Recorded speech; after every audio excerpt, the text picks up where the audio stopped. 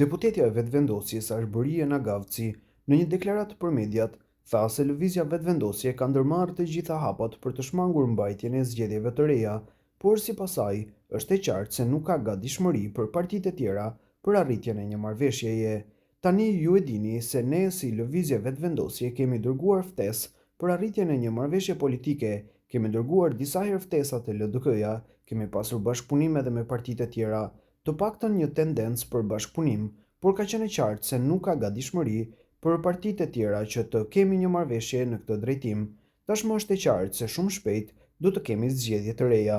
Sikurse e thash, lëvizja vetëvendosje e ka bërë hapin e saj duke ofruar Konjufcën si kandidat për kryeministër. Ne besojmë se kemi bërë atë që na takon si fituese në zgjedhje.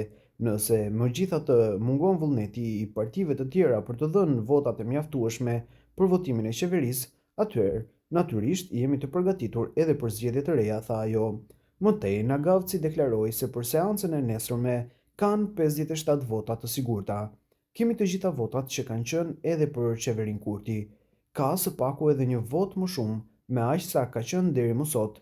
Nuk e di nëse gjatë këtyre ditëve të fundit ka ndonjë ndryshim qëndrimi, por gjithsesi deri nesër do të shohim se cilat do të jenë qëndrimet e deputetëve, u shpreh ajo ndër të tjera.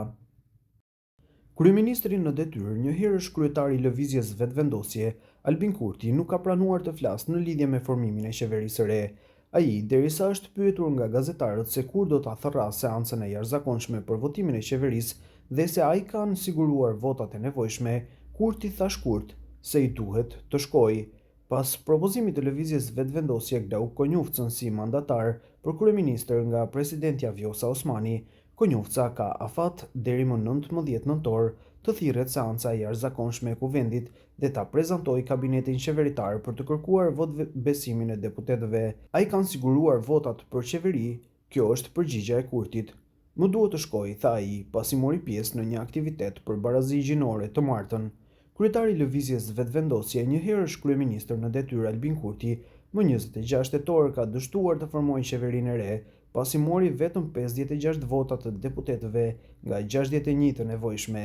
Lëvizja vetëvendosje në zgjedhjet e fundit parlamentare të mbajtura më 9 shkurt të këtij viti ka dalë parti e parë me 43% të votave.